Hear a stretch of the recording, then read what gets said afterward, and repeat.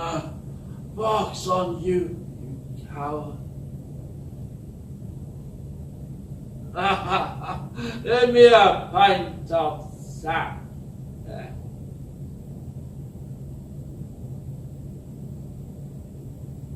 God!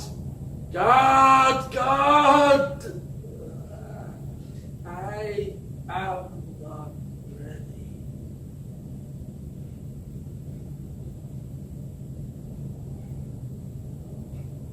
My Lord! My Lord!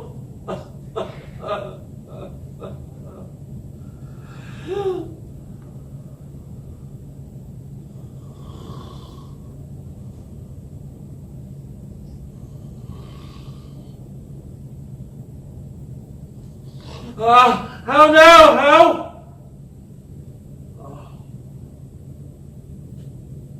What time of day is it, lad? Lad? Where is it now that I am? I have been transported from the cold streets. The screeches!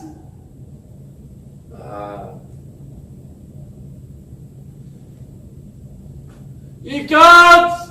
Have I fallen so far to this?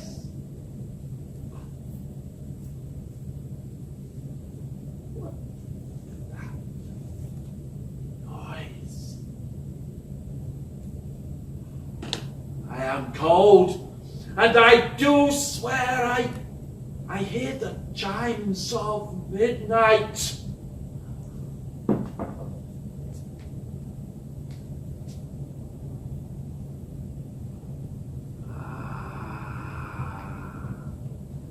Now this I do recognize. The great boar's head in Eastship, wherein all did happen, my boy Hal, the prince and future king. Surely Sir John Falstaff will be afforded a good meal and a drink here in this place wherein all did happen. Such happy times. There is life in the old dog yet. I have no need for this.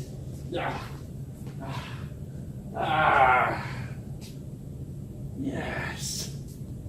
I never thought I would get the chance to share my stories with an audience again. We shall have fun, yes, fun.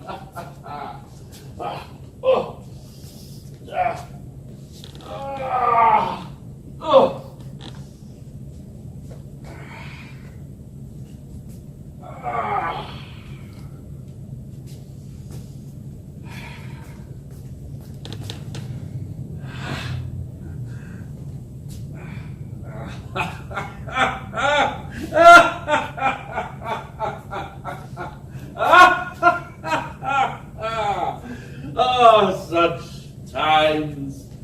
Oh.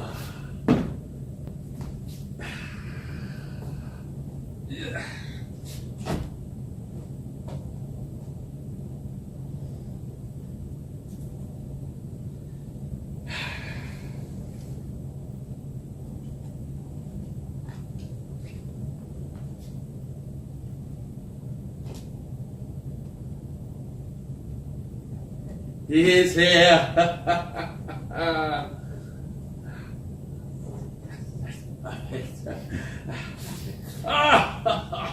A goodly pint of sack, my friends.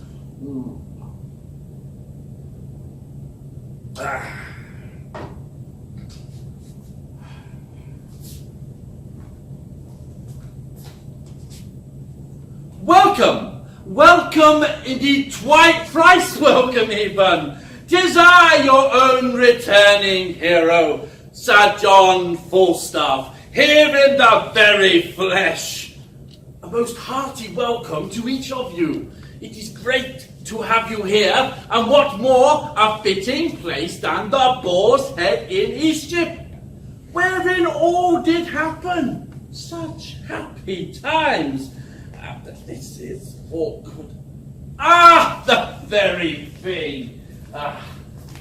Moment. Yes.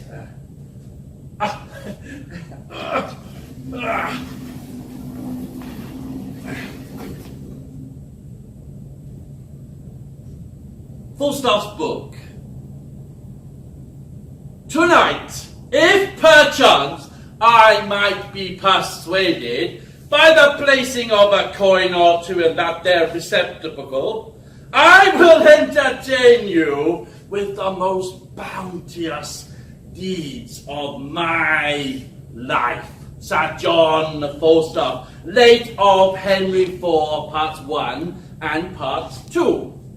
Tonight, the biggest character to have ever walked the stage is here in person, to avail your ears and to confound your senses with tales of my most daring deeds.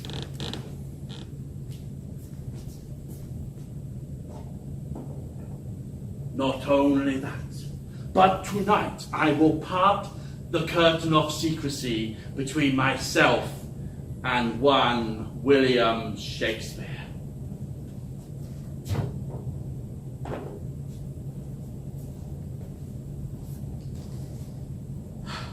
By this night shall this very night be stuffed with choice delicacies, a sprinkling of hot mustard, nay, hot tongue, that will of necessity bring tears to your streaming eyes.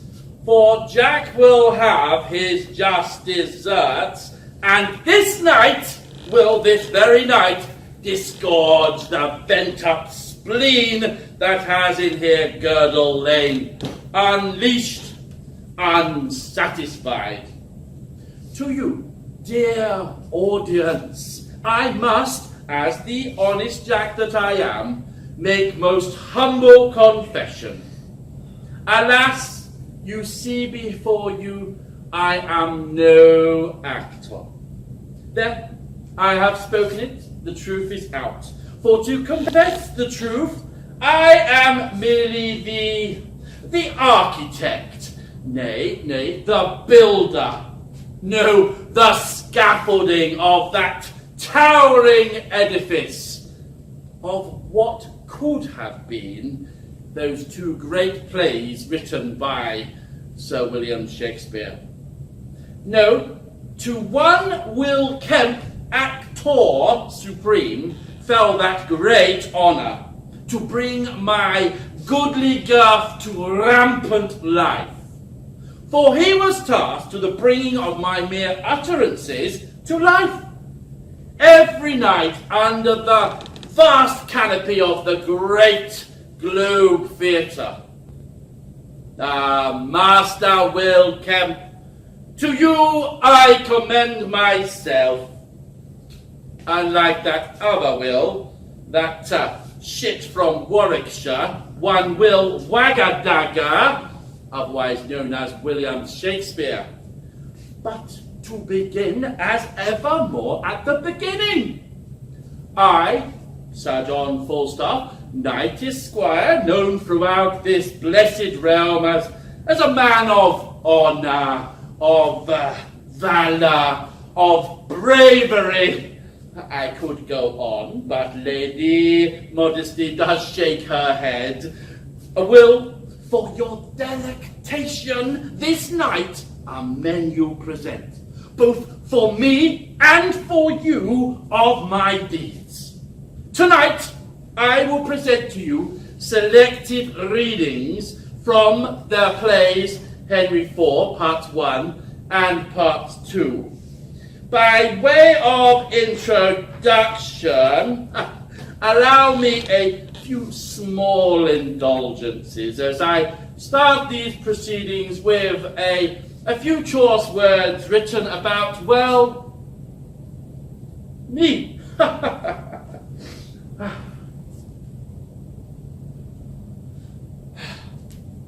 Men of all sorts take a pride to gird at me. The brain of this foolish compound clay man is not able to invent anything that tends to laughter, more than I invent or is invented on me. I am not only witty in myself, but the cause that wit is in other men. I do here walk before thee like a sow that had overwhelmed all her young bar one. Such fine words. But you know, Wagga always went that a little bit more than was needed. How is it possible that I to a sow be compared? Indeed, madam, humour, or more what passed as humour in his over-flushed head.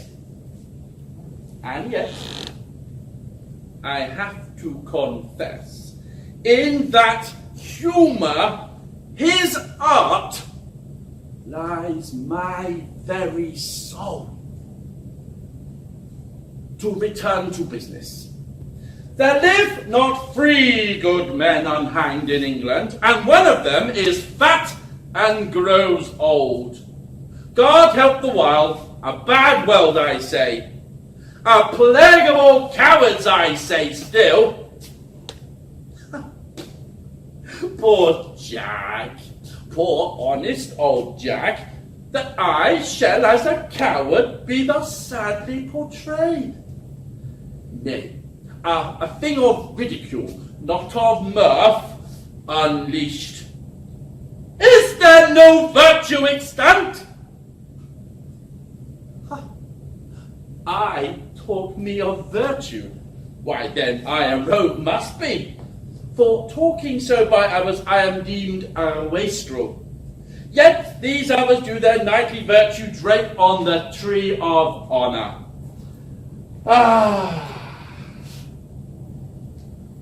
Cheers, my friends. A short break to breathe.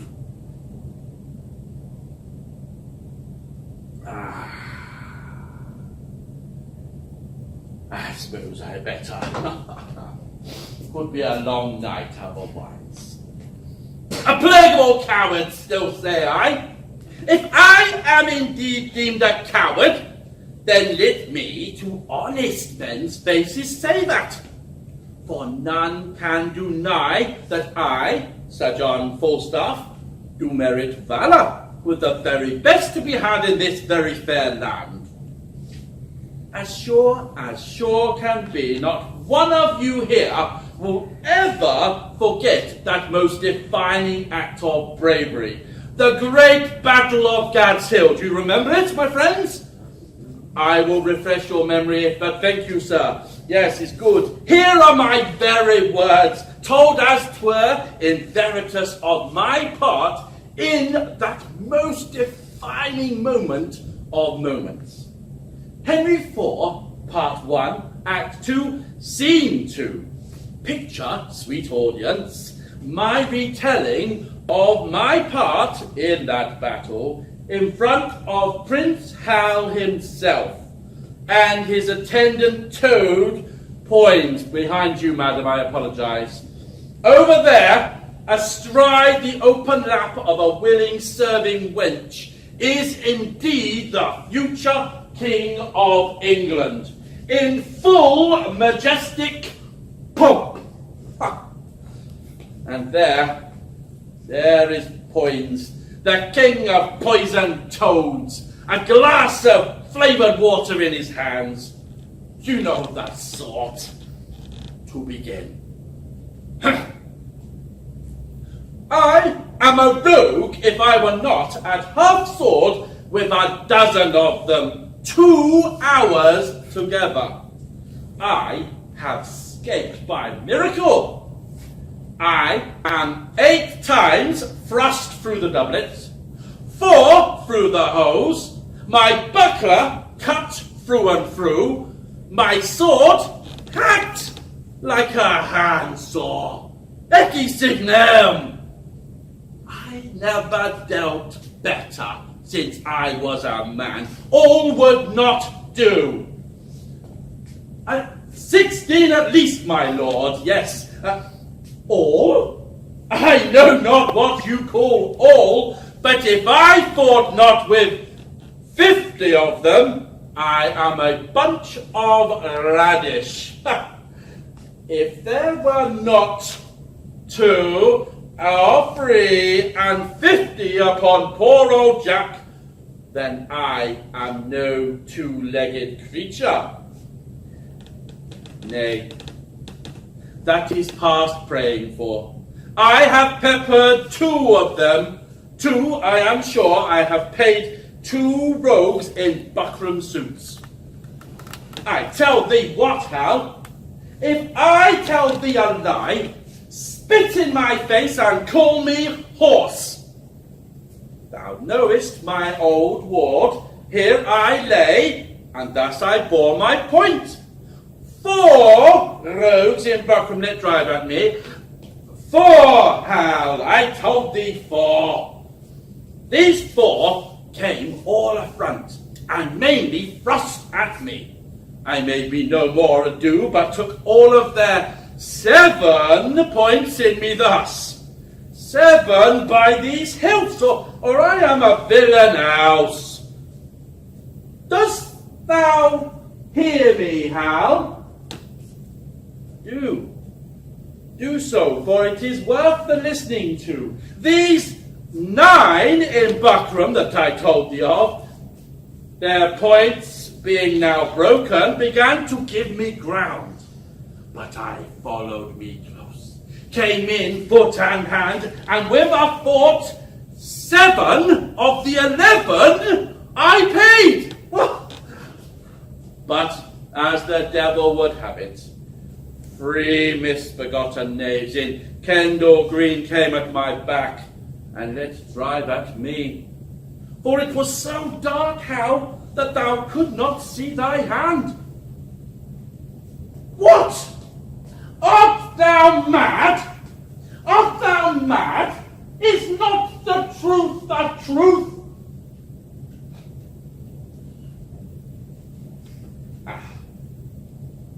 The truth was out.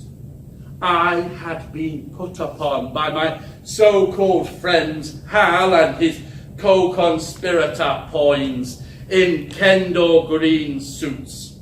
It was they that had attacked this poor, harmless creature, and had availed themselves of their ill-gotten gains. Blood! You starveling! You elf-skin! You dried neat's tongue! You bull's pizzle! You stockfish! Oh, for breath to utter what is like thee! You tailor's yard! You sheep! You Bowcastle! You vile, standing tuck!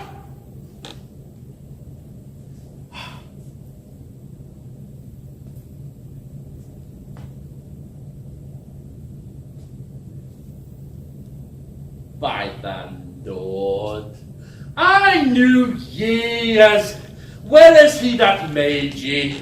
Why, hear you, my masters, was it for me to kill the heir apparent? Should I turn upon the true prince? Oh, no.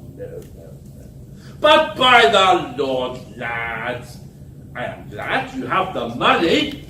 Hostess, clap to the doors. Watch tonight, pray tomorrow. Gallants, lads, boys, hearts of gold, all the titles of good fellowship come to you. What? Shall we be merry? Shall we have a play extempore? No more of that, Hal, and thou love me.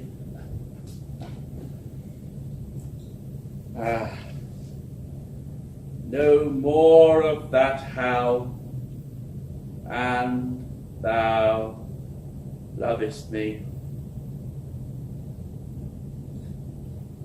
and thou lovest me?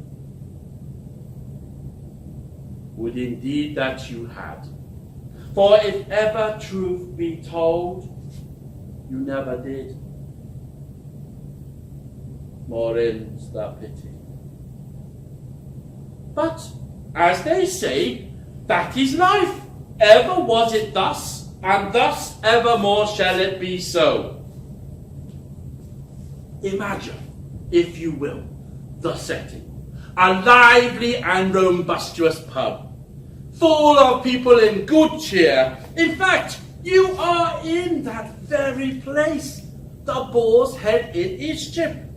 Here to my side is the Prince Hal, and over there is his beloved Poins, that cretinous, arse-licking, sycophantic, no-good, foining wimp. And all about, enraptured, are the common people. Not unlike yourselves, no offence meant. A motley crew, unwashed, and somewhat the worse for wear, maybe, if the truth be told. Henry IV, Part 1, Act 2, Scene 4. A goodly scene, and one that Will Shakespeare and I did together by our joint sweat and linked turn of mind, fashioned from out of the clay itself. They were most happy days. Here I stand as Prince Hal's father, King Henry IV himself. However, I went to the manor born. I came there as a true king, a true man of most royal and noble blood. Well garnered in both manners and regal disposition, unlike that erstwhile pretender, Bolingbroke. And here is my speech. Stand aside, nobility. Weep not, queen, for trickling tears are vain. For God's sake, lords, convey my tristful queen, for tears do stop the floodgates of her eyes. Peace, good pint pot, peace, good tickle brain. Harry, I do not only marvel where thou spendest thy time, but also how thou art accompanied. That thou art my son, I have partly thy mother's word, partly my own opinion, but chiefly a villainous trick of thine eye, and a foolish hanging of thy nether lip, that doth warrant me.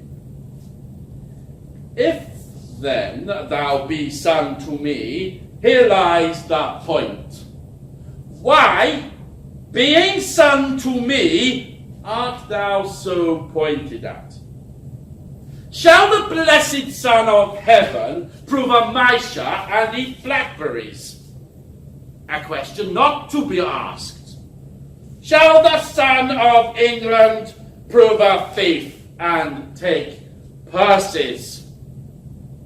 A question to be asked.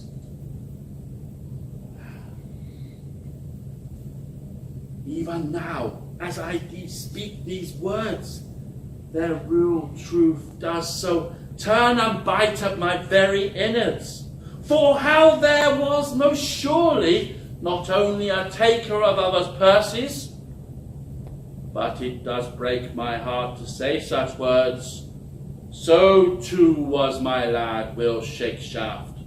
For he too was a taker, did himself most royally help himself to other writers' riches, stole words in abundance wheresoever he could, and plagiarized. Yes, I say it, I'll say it again, openly plagiarized that which he could not write himself. But to continue to business. For Harry, now I do not speak to thee in drink, but in tears, not in pleasure, but in passion, not in words only, but in woes also. And yet there is a virtuous man whom I have often noted in your company, but I know not his name. I did not know his name? What's in a name? What's in a name, I hear you say? And as you were off to ask, Old Castle. There, I have said it, and long may I be damned for it. Old Castle, Sir John Oldcastle, my old lad of the castle, as we'll give reference. For in shame I was to be called Oldcastle, to be portrayed as that knee-bending, prayer-licking Protestant Lollard martyr. A most close escape, my friends, and one necessitated by Oldcastle's living descendant, Sir John Lord Cobham, who did insist that I, Sir John Falstaff, was not worthy to be paraded as his erstwhile ancestor. I asked. A total despair hung upon the Globe Theatre that day, an air of impending doom and utter helplessness. The play was, by the Lord Chancellor's decree, to be cancelled forthwith. It was then that I, Jack Falstaff, did come to the rescue, as will lay a tossing and a turning. I once more came to his full mind, and into his ears these words I did most sweetly pour. Will, I am Sir John Falstaff, and always will be.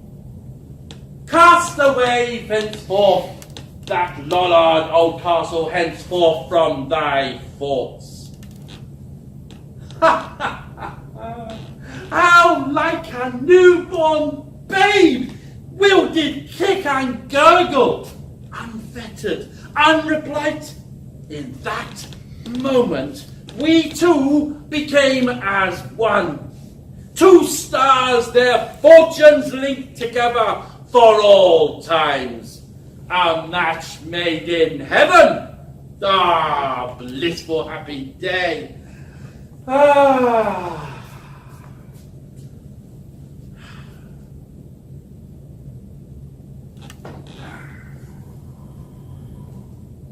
But to return once more to being the king. A goodly portly man, I faith, and a corpulent of a cheerful look, a pleasing eye, and a most noble carriage, and as I think his age some 50, or by your lady inclining to threescore. And now I remember his name is Falstaff. If that man should be lewdly given, he deceiveth me. For, Harry, I see virtue in his looks. If then the tree be known by the fruit, as the fruit by the tree, then peremptorily I speak it. There is virtue in that Falstaff. Him keep with, the rest banish. Thus was it written. The very words are stolen from my mouth. But despite this king in waiting was to outbest his own Falstaff, leave him abandoned, cast adrift with ne'er so much as a final farewell. In the course of time, I was to be ditched to posterity, that none may ever know the real truth. Ah, my friends, so much to say, so few hours to say it in but one moment.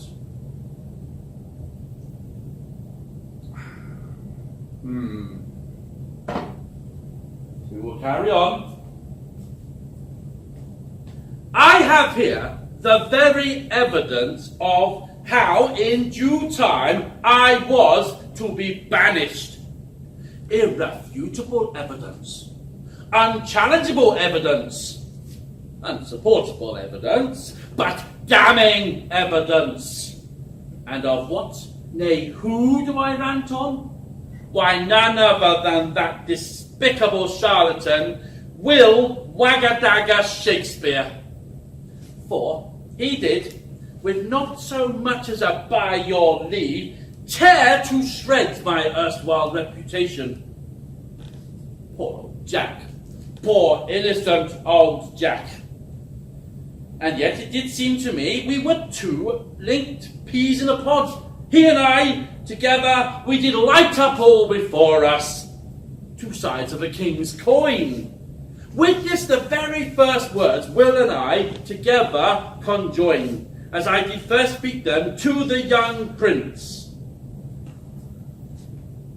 Indeed, you come near me now, Hal, for we that take Perseus go by the moon and the 7 stars, and not by Phoebus, he that wandering night so fair. Marry then, sweet wag, when thou art king, let not us that are squires of the night's body be called thieves of the day's beauty. Let us be Diana's foresters, gentlemen of the shade, minions of the moon. Let us be said that we be men of good government, being governed as the sea is by our noble and chaste mistress the moon, under whose countenance we steal. Will knew. He knew that we were as twins, incarnate yoked, that we of the night, sweet, soothing night, do so glide unfettered and free. Spirits of the wild and the most wondrous. How was it, Will, that unyoked we became not as one, but as two? But I prithee, sweet wag, shall there be gallows standing in England when thou art king, and resolution thus fobbed as it is with the rusty curb of old father antic the law? Do not thou, when thou art king, hang a thief. Do not thou, when thou art king, hang a thief. Thus I implored him, thus I beseeched clemency, and so was I spurned. To return to the reading, Henry IV, Part 1. Here I stand now not as Falstaff, but as Hal, young, vibrant, foolish, vain-headed, noddle-headed, a verily jumped-up jack-up of his very own royal. But I digress. To the matter. The complaints I hear of thee are grievous. There is a devil haunts thee in the likeness of an old fat man. A ton of the man is thy companion. Why dost thou converse with that trunk of humours, that bolting hutch of beastliness, that swollen parcel of dropsies, that huge bombard of sack, that stuffed cloak bag of guts, that roasted malingree, that reverend vice, that grey iniquity, that father ruffian, that vanity in years. Wherein is he good but to taste sack and drink it? Wherein neat and cleanly but to carve a capon and eat it? Wherein cunning but in craft? wherein crafty but in villainy, wherein villainous but in all things.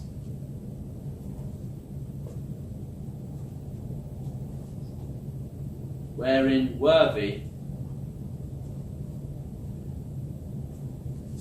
but in nothing. Such villainy, that I, Sir John Falstaff, should be thus rendered, look, huge bombard of sack, that swollen parcel of dropsies, that father ruffian, to be known as such, down through all time. Oh, that someone might yet one day render up what truly lies under this straining hulk, toss off the swollen layers, and therein find the truth that slumbers but yet a while. Oh, Will, why so silent? These slanderous defamations did not go unheeded. The hero of the Battle of Gad's Hill was not about to be unpicked by a mere mewling babe in arms. Therefore, in response to Hal's slanderous accusations, and taking now the character of Hal himself, I did tell him to his face the undeniable truth about I, good old Sir John Falstaff. That he is old, the more the pity. His white hairs do witness it, but that he is, saving your reverence, a whoremaster, that I utterly deny. If sack and sugar be a sin, God help the wicked. If to be old and merry be a sin, then many an old host that I know is damned. If to be fat is to be hated, then Pharaoh's lean kind are to be loved. No, my good lord. Banish petal, banish bottle, banish poins, but for sweet Jack Falstaff, nay, kind Jack Falstaff, true Jack Falstaff, valiant Jack Falstaff, and therefore more valiant being as he is, old Jack Falstaff. Banish not him thy Harry's company. Banish not him thy Harry's company. Banish plump Jack, and banish all the world. His response, I do, I will. And so he would, and so he did. It was never meant to be such. Wagga and I did converse on this matter.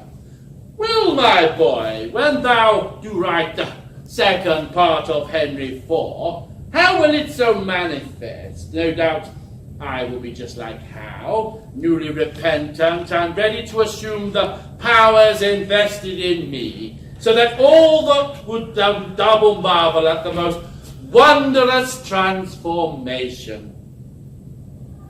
His response assured me, and so we set upon our next great adventure together, Henry IV, Part 2. I was full convinced of the immortality that would stretch evermore ahead.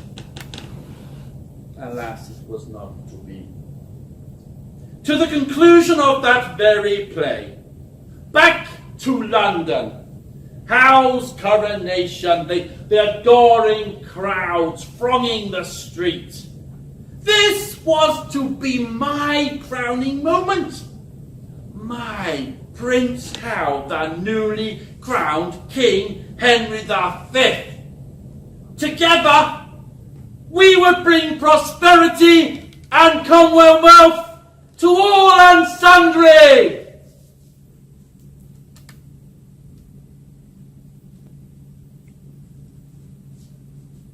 God save thy grace. King Hal, my royal Hal. God save thee, my sweet boy, my king, my Jove. I speak to thee, my heart.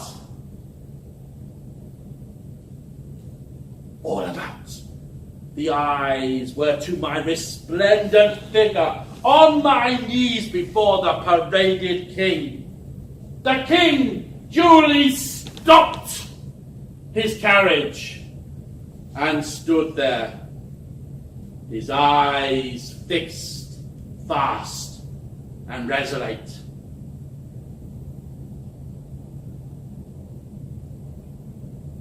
I know thee not, old man. Falter thy prayers. How ill white hairs become a fool and jester. I have long dreamed of such a kind of man, so surfeit swell, so old and so profane. But being awaked, I do despise my dream. Make less thy body hence, and more thy race. Leave Gorlamanizing, know the grave, thou for thee thrice wider than for other men. Reply not to me with a full-born jest. When thou hear, I am as I have been, approach me, and thou wilt be as thou wast, the tutor and feeder of my riots. Till then, I banish thee on pain of death, as I have done all my other misleaders, not to come near our person by 10 miles.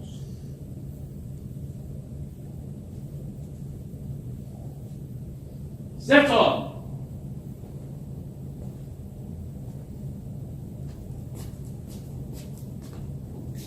My lord! My lord!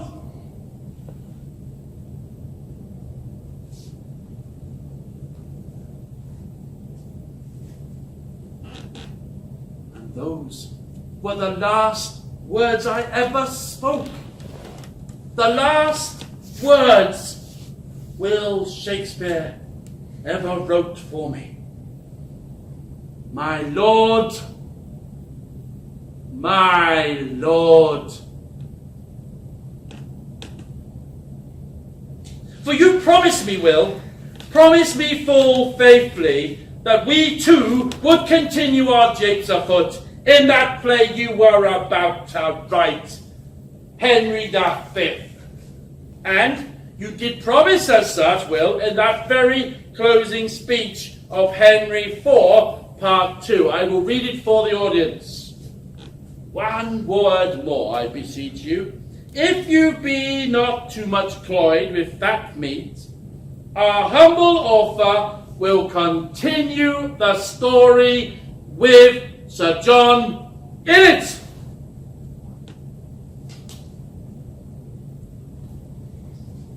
His very words on the matter. Our humble author will continue the story with Sir John in it. Quod erat demonstradum. I spoke about it with Will. He was of full heart and intention that he would most certainly continue my story. But when I pressed him further, his lips tightened, and he would be drawn no further.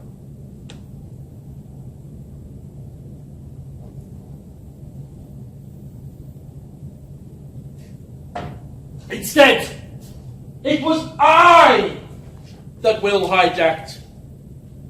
For I was most horribly paraded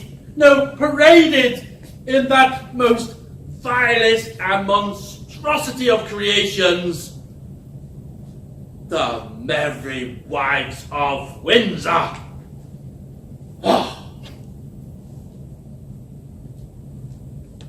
so to the end of my story, for I did never spake another word. I was to hear to my horror of my reported demise in that aforementioned play, Henry V, my friends, Act 2, Scene 3. Dearest mistress, quickly. Bardolph, be blithe. Nym, rouse thy vointing babes. Boy, bristle thy courager, for Falstaff, he is dead, and we must yearn therefore. Nay, sure he's not dead. In hell, he's in Arthur's bosom, if ever a man went to Arthur's bosom, and made a finer end, and went away, and it had been any Christian child. He parted, even just between midnight and 1, even at the turning of the tide. For after I saw him fumble with the sheets, and play with flowers, and smile upon his fingers' ends, I knew there was but one way. For his nose was as sharp as a pen, and he babbled the green fields. How now, Sir John, quoth I, what man be of good cheer?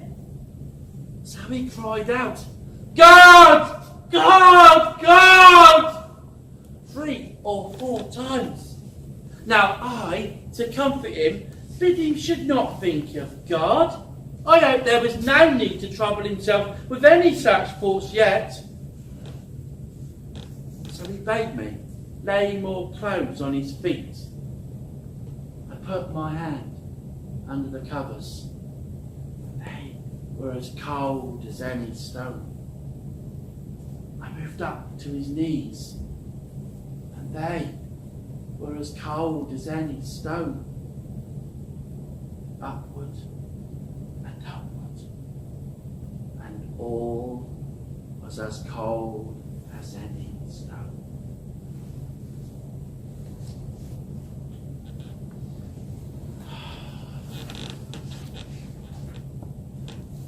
And so it was how I, Sir John Falstaff, was finally laid to rest, away from this grievous cold world. For in truth, I would have it known, I did die of a pining heart. My broken heart could not be mended.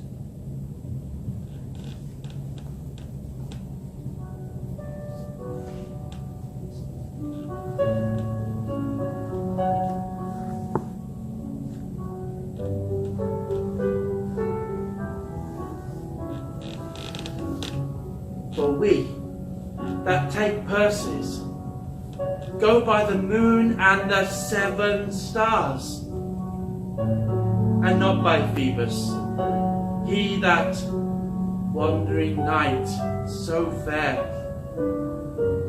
Knit not us that are squires of the night's body, be called thieves of the day's beauty.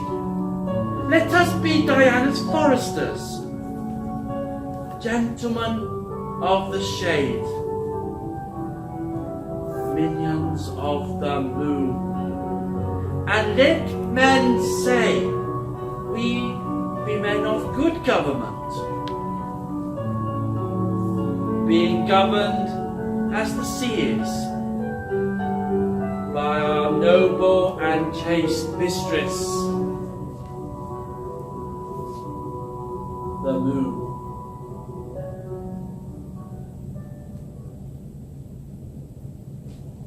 Oh, such words.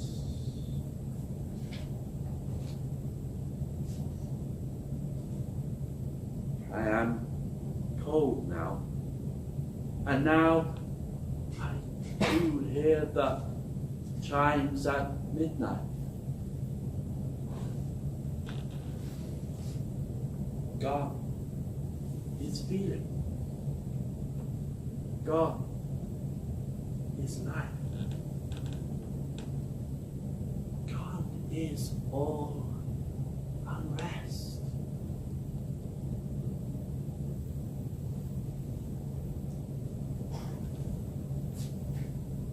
There is a moon out there, shining bright. To her fair hands, ever thus I am drawn, leaving the dimming of deceitful daylight that once more afresh we shall be born.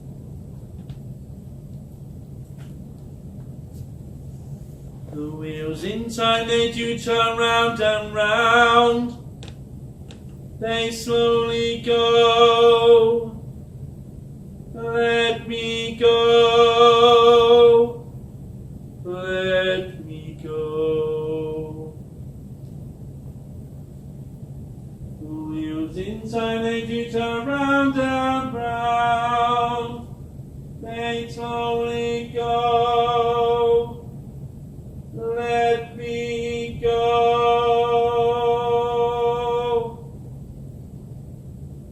Let us go.